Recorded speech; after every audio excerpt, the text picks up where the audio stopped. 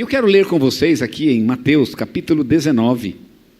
Quero começar no versículo 27. Abram aí suas Bíblias ou ligue aí o seu aplicativo de celular.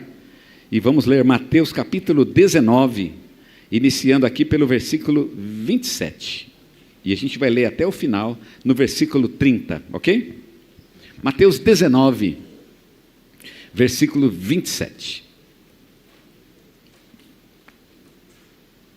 Olha o que diz esse texto. Então lhe falou Pedro: eis que nós deixamos tudo e te seguimos. Que será, pois, de nós?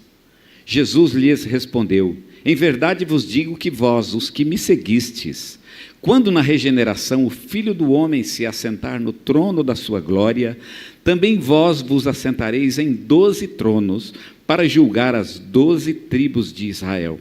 E todo aquele que tiver deixado casas, ou irmãos, ou irmãs, ou pai, ou mãe, ou mulher, ou filhos, ou campos, por causa do meu nome, receberá muitas vezes mais e herdará a vida eterna.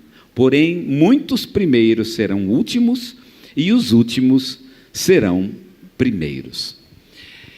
Esse texto que eu acabei de ler, ele é uma sessão que começou ali no capítulo 19, no capítulo 18, na verdade, né?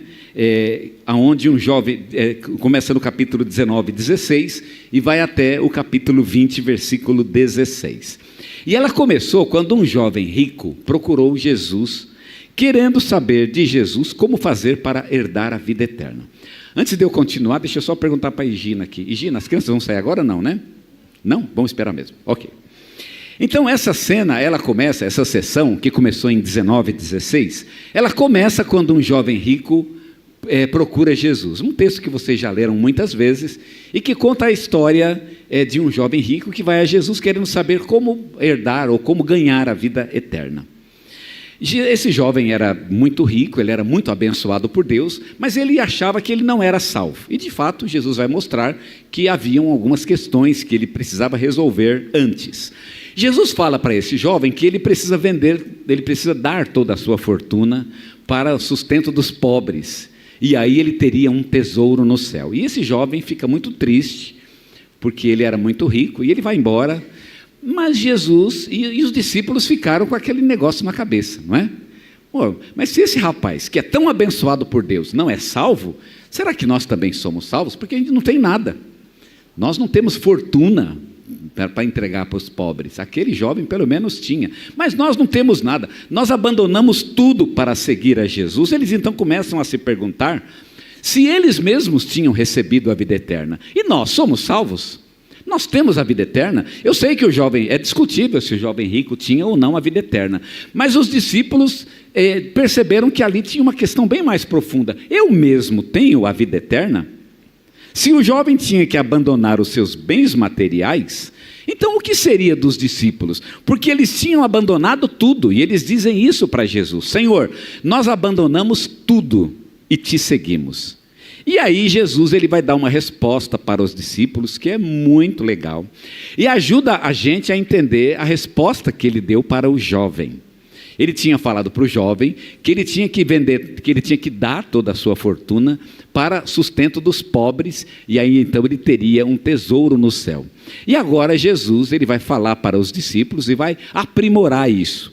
A dúvida dos discípulos foi muito boa e muito legal, porque agora ajuda a gente a entender um pouco mais essa história de abandonar os bens materiais para obter a vida eterna. E a primeira coisa que Jesus vai falar para os discípulos, porque os discípulos não entenderam: será que todo mundo tem que abandonar os bens materiais para obter a vida eterna?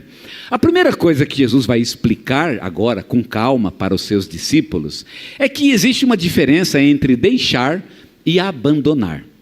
Você não tem que abandonar. Algumas coisas precisam ser abandonadas em nossa vida. Mas isso não se refere aos bens materiais. Eles não precisam ser abandonados, mas eles precisam ser deixados. Então, existe uma diferença no diálogo de Jesus, e a gente vai tentar compreendê-la, entre deixar e abandonar. Deixar não é a mesma coisa que abandonar. E sabe como é que a gente percebe isso no diálogo de Jesus? É que Jesus agora vai responder para Pedro, não em termos de bens materiais, mas em termos de família. Família. Jesus ele fala, você tem que deixar. Para o jovem era deixar os seus bens. Mas vocês também têm que deixar alguma coisa. Deixar o quê? E aí Jesus dá a lista. Vocês têm que deixar mulher, têm que deixar pai, têm que deixar filho, têm que deixar mãe, têm que deixar o irmão, têm que deixar casas e campos. Então quando ele coloca isso no ambiente familiar, você então pode entender um pouco melhor o que significa deixar. Deixar não é abandonar. O Evangelho nunca disse que nós deveríamos abandonar a família. Aliás, se tem uma coisa que é contrária ao Evangelho, é você abandonar a família. Você simplesmente entregar a família e deixar eles ao léu da sorte e não amá-los, muito pelo contrário. O Evangelho ele valoriza muito a família. Mas num certo sentido, a família também tem que ser deixada. No mesmo sentido que o jovem tinha que deixar os seus bens. Observe que o acerto que Jesus faz em relação à família, ele retoma a questão do jovem. Senhor, nós deixamos tudo. Deixamos os nossos bens. E agora? E Jesus vai dizer, pois é, vocês deixaram os bens, então essa parte já foi. Mas ainda não acabou, tem que deixar outras coisas também. Tem que deixar a família. Então eu queria pensar um pouquinho com vocês, o que significa deixar? Qual é o sentido do deixar? E agora a gente pode englobar deixar todas as coisas. O que é deixar todas as coisas? O que é? Já sabemos que não é a mesma coisa que abandonar. Porque eu não vou abandonar a minha família. Como eu disse para vocês, o Evangelho não recomenda, isso é contrário ao que o Evangelho ensina de abandonar a família. Mas ainda assim Jesus insiste. Num certo sentido, essas coisas precisam ser deixadas. E eu quero pensar com vocês o que significa deixar. Jesus não teve oportunidade de falar isso para aquele jovem, né? Talvez o jovem ficou triste, tem que tem que dar tudo para o sustento dos pobres, e aí o jovem ficou triste e foi embora. Mas os discípulos não. Eles, Senhor, fala um pouco mais. Explique direito esse negócio de dar tudo para o sustento dos pobres. Como é que eu tenho que deixar? Jesus vai dizer, tem que deixar no mesmo sentido que você deixa tudo, inclusive a própria família. Pergunta. O que significa então deixar? O que é essa palavra deixar? Que não é, como disse, a mesma coisa que abandonar. Primeira coisa, eu quero tirar 3 lições do deixar. Primeiro, deixar significa colocar em segundo plano. Deixar secundário, esse é o sentido de deixar. Tem que ficar secundário. E o que significa secundário? Significa que essas coisas, elas não são o objetivo primário da sua vida. O objetivo primário da sua vida é o seu discipulado com Jesus Cristo. Você andar com Ele, a presença de Deus em sua vida, isso é primário. Você ama a sua família, mas você tem que amar mais o Senhor. Uma vez alguém me fez uma pergunta, se você tivesse que escolher, se você tivesse que dar o seu lugar no céu para o seu filho, você daria? Já pensou um filho se perder? É realmente uma coisa muito horrível, é inimaginável. Pensem nisso. Se você tivesse a chance, você vai para o inferno, mas o seu filho pega o teu lugar, você faria isso? E eu disse para a pessoa, não, jamais. Eu amo muito meu filho, mas eu amo mais a Deus. Eu não poderia, eu posso viver longe dele, mas eu não posso viver longe de Deus, porque Deus tem que ser o primeiro. Você tem que amar mesmo a Deus, Ele é a primeira razão de sua vida.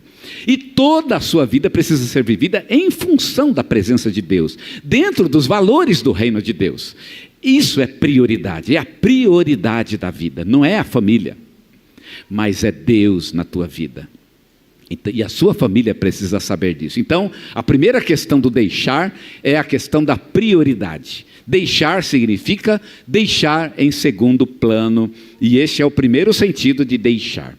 Existe também um outro sentido de deixar, que significa deixar no sentido de diminuir o tempo de relacionamento com aquilo. O tempo de relacionamento com aquele bem, com aquele valor, para que você priorize tempo com a tua relação com Jesus Cristo. Então, ao invés de você gastar mais tempo com as coisas do mundo, gaste mais tempo com as coisas de Deus. Invista tempo nisso. Aliás, o tempo aqui é uma coisa precioso, porque o tempo é uma daquelas poucas coisas que uma espécie de bem que a gente pode dar para Deus. Porque Deus, ele não precisa de nada, Deus não precisa de dinheiro, né? Deus não tem um tipo de serviço que você possa fazer para Ele, mas tem uma coisa que você pode dar a Deus: o tempo. Então, deixar significa abandonar por algum tempo, digamos, diminuir o tempo no relacionamento com aqueles bens, para que eu possa investir mais tempo com as coisas de Deus. Aliás, eu acho, em um certo sentido, nós precisamos dedicar mesmo um tempo. Ter lá um tempo de oração, de leitura da palavra, um tempo de reflexão. Todos nós devemos fazer isso. Isso é algo que realmente é importante na vida de todos nós. Mas, num certo sentido também, todo o tempo da minha vida estar vivido para o Senhor.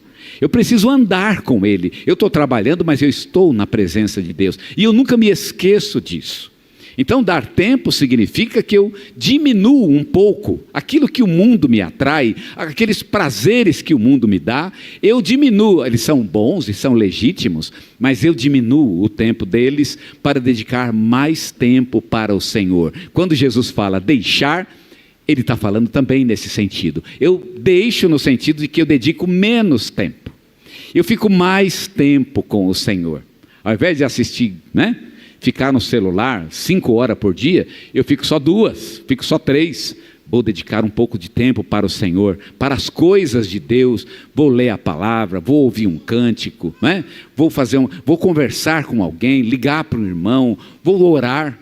Então, esse tempo gasto com o Senhor é uma maneira de deixar. Você deixa para dedicar tempo de qualidade com Deus. Isso é importantíssimo. Deixar, então, tem 2 sentidos, como aprendemos.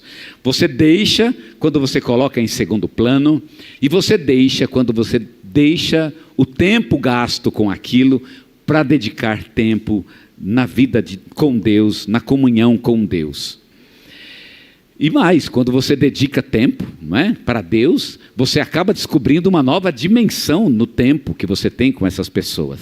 Porque o tempo gasto com Deus, ele acaba dando qualidade para o tempo que você gasta com essas outras coisas. Mas tem um terceiro sentido também, e talvez seja o mais importante dos 3. Quando Jesus fala deixar, seja bens, seja a família, Ele está falando no sentido de renovar esses laços. Os laços que eu tenho com este mundo. Todos nós temos um laço com este mundo. E a gente está preso neste mundo. O mundo está meio que encalacrado na gente, e a gente não consegue se livrar dele. Precisa dele. Precisa. As crianças precisam dos pais. Nós precisamos dos filhos, A família precisa de trabalho, precisa de dinheiro, precisa da padaria, do açougueiro. A família precisa, ela está presa. E ela vive neste mundo ligada ao mundo, ligada por laços que dificilmente são rompidos. Uma das grandes perdas para a igreja em relação a este mundo, no Apocalipse, no capítulo 13 de Apocalipse, é quando o anticristo, lá do Apocalipse, ele cria uma lei segundo a qual ninguém pode comprar ou vender se não tiver a marca do anticristo, a marca da besta em Apocalipse, seja na mão, seja na testa. Então as pessoas fazem um pacto com o maligno, um pacto com o diabo, e eles só podem participar da sociedade se tiverem esse pacto. E se conseguirem mostrar o pacto, seja na testa, seja na mão. Então essa ideia do pacto mostra que o cristão ele tem realmente um laço com o mundo. E de que no final dos tempos, esse laço vai ter que ser quebrado radicalmente. Você não vai mais poder ter laço, nenhum laço. Mas se eu não posso comprar ou vender, se eu não posso andar na calçada, o que vai acontecer? Eu vou morrer. Aliás, é exatamente o que o Apocalipse capítulo 13 diz, É uma guerra que o mundo faz contra os santos, e foi dado ao mundo que vencesse essa guerra. E observe que isso está escrito lá no Apocalipse 13, De que Satanás guerreia contra os santos e ele vence. Mas a vitória dele é somente parcial, O Apocalipse ele termina certamente com a vitória da igreja e a vitória de Jesus Cristo. Mas naquele momento ele vence. Por quê? Porque a igreja foi obrigada a quebrar radicalmente o laço com o mundo. Então esse laço que nós temos com o mundo e com as coisas do mundo, ele sempre tem que ser compreendido como um laço, no mínimo, complicado. Todo crente tem um problema com o mundo. Todo crente tem um problema com o dinheiro. Porque ele tem, não é o problema de ter ou não, e agora voltamos ao jovem rico, não é a questão do ter ou não ter, mas é o laço que te prende a isso. Como é esse laço? O que é pior, porque a gente não pode simplesmente romper o laço e viver como se o mundo não existisse. Nem Deus quer isso de nós, Ele quer que nós estejamos lá no mundo. Eu lembro quando eu era menino, eu escutava essa história de que o lugar do navio não é na terra seca, o lugar do navio é no mar, e o lugar do crente em Cristo é no mundo. O problema não é o navio estar no mar, o problema é quando o mar começa a entrar no navio. E o problema do crente não é quando ele está no mundo, é quando o mundo começa a entrar na vida dele. Então, o que significa então rever esse laço? Eu preciso rever o laço. Então o que é deixar? Deixar significa pensar esse laço que eu tenho com o mundo sob uma nova perspectiva. Uma perspectiva diferente, a perspectiva de Deus na minha vida. Eu vou refazer esse laço que eu tenho com o mundo e vou começar a usar o mundo para a glória de Deus. Agora eu não compro mais por comprar, agora eu vou comprar para a glória de Deus. Agora eu vou desfrutar das coisas que Deus me deu para a glória dEle. Eu vou estar com a minha família, meus filhos, minha esposa, mas eu vou fazer isso para a glória de Deus. Eu vou rever esse laço.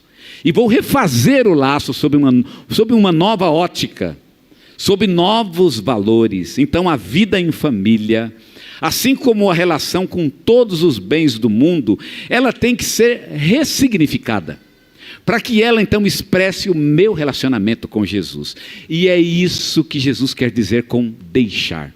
Deixar significa refazer o valor da minha relação com o mundo. Refaça o significado, o sentido da relação que você tem com o mundo. Porque o mundo não se preocupa, o mundo simplesmente quer as coisas. As pessoas do mundo querem o dinheiro, querem o casamento, querem o namorado, querem porque querem. Se não tiver, eu não sou feliz. E vai desfrutar daquilo como se fosse o último bem do mundo. Como se não tivesse amanhã. Mas Jesus diz, não, comigo não. Aqueles que querem andar comigo precisam rever essas relações com o mundo. Você precisa, Paulo talvez tenha dado para nós uma dica de como fazer isso na prática. Ele disse numa de suas cartas, aqueles que se utilizam do mundo como se não precisasse deles. Eu acho que é mais ou menos isso mesmo. Eu estou lá no mundo, preciso comer, mas é como se não precisasse. Como se não precisasse. Você precisa almoçar hoje? Hoje eu vou almoçar, vai ficar com fome. Daqui a pouco vocês vão ter fome e vão querer comer. Mas é como se não tivesse fome. Tem fome, mas como se não precisasse disso. Como se as coisas que Deus me desse fossem coisas a mais, digamos assim. Fossem como vale-brindes. O vale-brinde é uma coisa que não precisa. Lembra do vale-brinde? Hoje em dia, não sei se isso existe ainda, mas quando eu era criança, você comprava um doce que vinha um brinquedo junto. Um brinquedo de uma qualidade bastante duvidosa, não é? Mas, de qualquer maneira, como a gente era criança, a gente adorava aquilo. Mas ninguém queria o chocolatinho ou a Maria Mole. A gente queria um negocinho que vinha em cima da Maria Mole, não é? A Maria Mole a gente até comia, mas a gente ficava olhando o brinquedinho, não é isso? Digamos aqui que é como se o mundo fosse a Maria Mole. Eu estou de olho no brinquedinho, não é? A Maria Mole é secundário, depois até, não é? Pode ver que quando você compra lá no McDonald's, aquele negócio o McLanche Feliz, né? O McLanche Feliz, a criança compra por causa do brinquedo. E a gente observa quando as crianças abrem o pacote, elas pegam o brinquedo e ficam brincando com o brinquedo. Mas e o lanche? Aí os pais é que vão pegar o lanche, vão tentar enfiar na boca dos filhos, que às vezes nem querem o lanche, né? Vão comer o lanche, vão comer aquele negócio lá, mas eles na verdade querem o brinquedo, não é assim? Eles querem o brinquedo. E aí ficam brincando, eles abrem exatamente para pegar o brinquedo. O lanche, que de fato é o que eles precisam, na verdade é secundário na mente de uma criança. É assim que é o mundo para nós. O mundo devia ser uma coisa secundária. Deus é a minha alegria. Nós hoje mencionamos e lembramos um salmo que diz, a quem mais tenho eu no céu? e na terra, onde está a minha alegria? Deus é o primeiro de nossas vidas. E quando Jesus fala que você tem que deixar os bens materiais e também deixar a família, é deixar exatamente nesse sentido, ressignificando a relação, ressignifica o laço que você tem com a sua família. O que te prende com a tua família? O que te prende ao teu pai, tua mãe, teu irmão, a tua esposa? O que te prende? Se for só um sentimento interno, se for só uma sensação de bem-estar, ou um egoísmo, muitas vezes, que nós temos, né? De querer ter alguém, ou de possuir alguém, se for isso, então essa relação está fadada ao fracasso. Mas eu posso ressignificá-lo. Não, eu quero alguém para andar comigo, para viver a presença de Deus juntamente comigo. Eu quero alguém que a gente possa junto, louvar ao Senhor, glorificar a Deus neste mundo. Esse é o sentido da família, que ela seja uma glória de Deus neste mundo. Você ressignifica este relacionamento. Deus não quer que você abandone sua família, Ele quer que você dê um novo significado para o relacionamento familiar, assim como um novo significado para os bens que você possui. Era isso que o jovem rico tinha que fazer. Repensa a relação que você tem com esse dinheiro todo. Repensa no que, se você está preso a isso. E o teste, ele foi testado por Jesus e ele falhou no teste. Porque o texto diz que aquele jovem saiu triste dali. Triste porque ele tinha uma relação doentia com aquilo que ele tinha em suas mãos. Deus colocou muitas coisas em nossas mãos, bens preciosos, que precisam ser usados para a nossa alegria, para a nossa satisfação, mas esses bens precisam ser repensados à luz de Jesus Cristo, à luz da presença de Jesus. E eu preciso dar um novo sentido para a minha relação com esses bens. Não preciso deixá-los de lado. Algumas coisas, como o pecado, precisam ser abandonadas, mas os bens deste mundo, todos eles, inclusive a família, eles podem ser absorvidos, eles podem ser desfrutados, mas eu repenso o significado desse relacionamento. O que me prende à minha família? O que me prende são os valores do reino de Deus. Qual é a alegria que eu quero ter na minha família? É a alegria de viver a presença de Deus na minha família, de compartilharmos o Deus que temos, de vivermos a nossa vida com Deus juntos, um ajudando o outro. Veja, você mudou o significado. A família não é mais importante só por uma questão de sociabilidade, porque o ser humano é um ser social. Não é mais uma questão de ser social, mas é uma questão de glorificar a Deus nesta relação. Deus, Ele ressignifica a nossa relação com o mundo. E a gente começa a repensar o mundo de acordo com o nosso relacionamento com Ele. Todas as coisas precisam passar por esse crivo.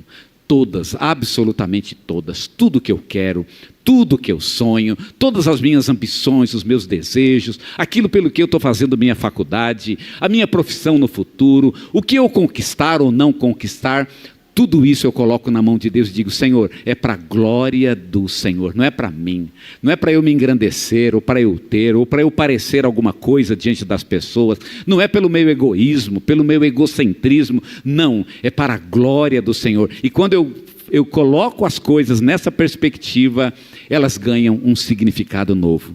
E aí, isso significa que eu, num certo sentido, então, deixei o mundo. Eu deixei para que a minha vida neste mundo tivesse um significado novo. Qual é o significado da tua vida neste mundo? Pelo que você vive, afinal?